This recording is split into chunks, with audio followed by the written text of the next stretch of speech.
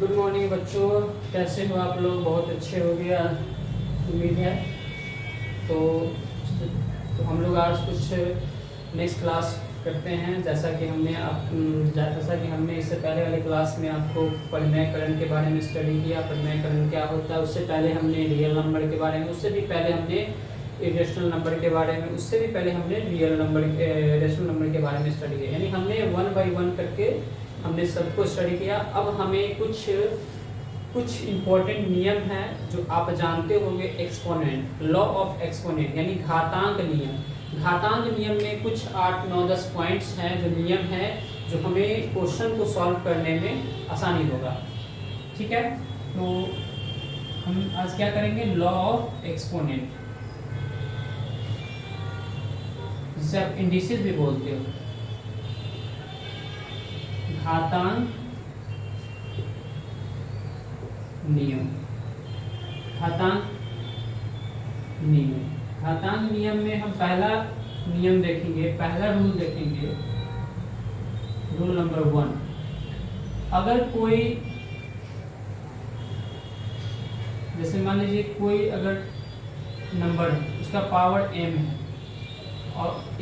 और एक और कोई नंबर है, उसका पावर n है, यानी दोनों मल्टीपल के रूप में हो।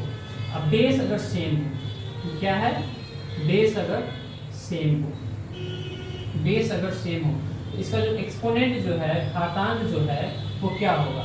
तो हम देखते हैं, अगर बेस अगर सेम हो तो बेस हम सेम ही लिखेंगे, बट इसका पावर जो है मल्टीपल के फॉर्म में ये पावर ऐड हो जाएगा, ये पावर ऐड हो जाएगा। एग्जाम्पल में देखिए, मान लीजिए 2 के पावर 5 इंटू 2 के पावर 6 है, तो हम क्या लिखेंगे इसको?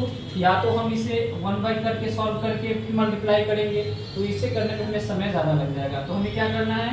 2 का पावर 2, इस रूल का यूज़ करते हुए, 2 का बेस सेम है तो बेस सेम लिख दिए, और इसका पावर कितना है? 5 प्लस 6, तो यह तो कितना है? 2 के पावर 11।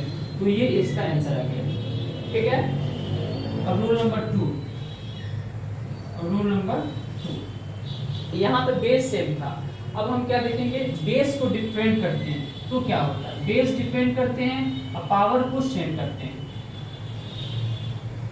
a के पावर m इंटू b के पावर m। ठीक है, यानी हमने बेस को डिफरेंट कर दिया, लेकिन पावर को हमने सेम रखा। तो क्या हो गया? तो a मल्टीपल के फॉर्म में है तो a गुने b हो जाएगा, और पावर को हमने m ही रखा, a की पावर हमने यहाँ पे रखा। यानी एग्जांपल से समझेंगे, जैसे मान लीजिए कि 5 के पावर 2 है इंटू 6 के पावर 2 है, तो हम क्या लिख सकते हैं? 5 गुने 6 के पावर 2, यानी 6 बचे 30 का पावर 2। तो ये इसका आंसर आ गया। ठीक है, रूल नंबर 2। अब हम रूल नंबर 3 देखेंगे। हमने मल्टीपल के फॉर्म में देख लिया, अब हम देखेंगे डिवाइड। रूल नंबर 3, कोई बेस आपका, कोई a बेस है और कोई डिवाइड के फॉर्म में b है। ठीक है, कोई बेस a है और ये भिन्न के रूप में, फ्रैक्शन के रूप में है। ठीक है, और एक b है, और पूरे का पावर जो है अगर m हो, पूरे का पावर अगर m हो, तो हम इसे क्या लिख सकते हैं? तो a के पावर m लिखेंगे और b के पावर m लिखेंगे। ठीक है, क्या लिख सकते हैं? a के पावर m और b के पावर m। एग्जाम्पल से अगर देखते हैं, मान लीजिए 2 बाई 5 है, इसका पावर अगर 10 दिया हुआ है, तो हम क्या लिख सकते हैं? 2 के पावर, अगर हम इसको सॉल्व, अगर ऐसे अगर सॉल्व करना होता तो बहुत होता है कि हम कैसे सॉल्व करें ना करें, तो हमें क्या करना है? 2 के पावर 10 बाई 5 के पावर 10, तो हम 2 के पावर भी निकाल सकते हैं और 5 के पावर भी अलग अलग निकाल के, और फिर उसको हम डिवाइड करके इसका आंसर हम फाइंड आउट कर सकते हैं। ठीक है, अब रूल नंबर 4, रूल नंबर 4। अब देखिए, मान लीजिए कोई आपका संख्या है, उसका पावर m है, पूरे का पावर अगर n हो, आ समझ में, और कोई बेस a हो उसका पावर m हो और ये पूरे का पावर n हो, तो हम इसे क्या लिख सकते हैं? तो हमें क्या लिखना है, ये क्या चीज के फॉर्म में आ रहा है, ये जो है इस तरह के अगर फॉर्म में अगर रहता है तो ये इनटू के फॉर्म में रहेगा, m गुने n, यानी a to power m n को हम लिख सकते हैं। मान लीजिए एग्जांपल में अगर 2 के पावर 3 के पावर 6 अगर दिया हुआ हो, तो हमें क्या करना पड़ेगा, अगर हमें सॉल्व करना पड़ेगा तो पहले हम 2 का क्यूब निकालेंगे, क्यूब निकालने के बाद जो संख्या आएगा फिर उसका 6 निकालेंगे, यानी बहुत लंबा प्रोसेस हो जाएगा। तो हम इस फार्मूला के थ्रू क्या कर सकते हैं, 2 के पावर 3 इंटू 6 यानी 2 के पावर 18, हम इसको डायरेक्ट हम इस तरह से इसको निकाल सकते हैं। ठीक है। अब rule number 5,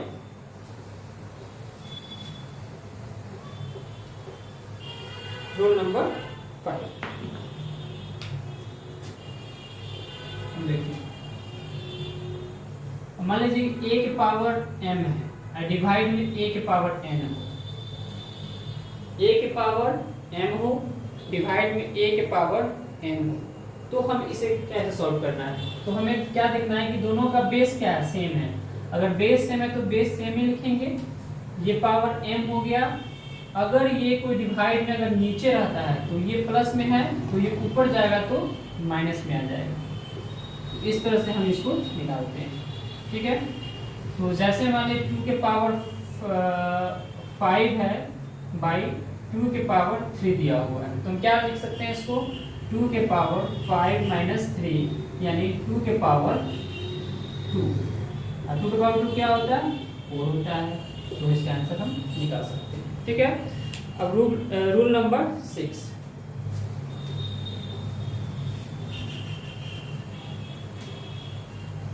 rule number 6, rule number 6 में क्या देखेंगे, अगर a के पावर माइनस m है, a के पावर अगर माइनस m है तो हम इसे 1 बाई a के पावर m लिख सकते हैं, 1 बाई a के पावर हम इसे लिख सकते हैं। जैसे मान लीजिए हम जैसा कि वहाँ बताए थे कि अगर नीचे था प्लस में था तो ऊपर गया तो माइनस में आ गया, ये माइनस में था, अगर ये नीचे आएगा यानी ये नीचे रहा होगा प्लस में, इसलिए ऊपर गया तो माइनस में आ गया है। ठीक है। तो हम देखेंगे एग्जांपल के थ्रू कि 2 के पावर अगर माइनस 6 है तो इसे हम 1 बाई 2 के पावर 6 लिख सकते हैं। अब इसका 6 पावर निकालेंगे और इसको लिख देंगे। ठीक है। अब हम देखेंगे रूल नंबर 7, रूल नंबर 7,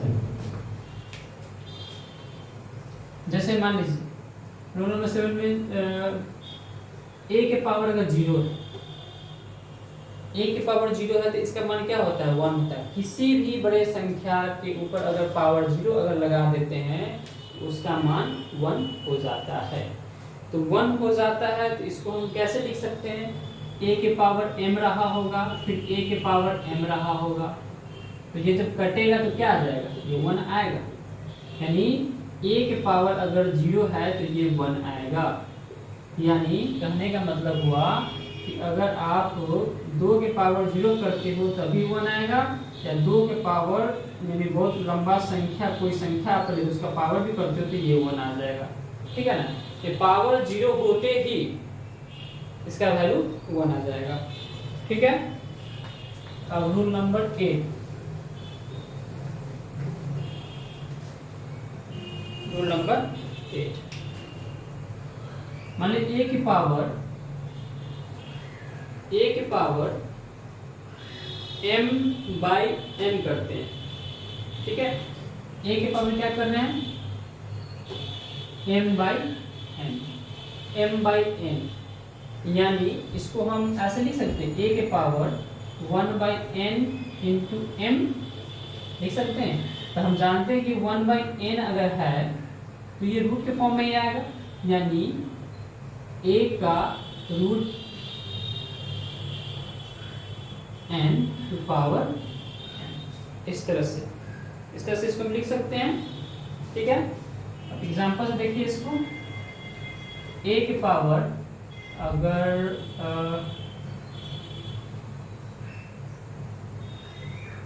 3/2 लिखते हैं, ठीक है, तो हम क्या लिख सकते हैं, सॉरी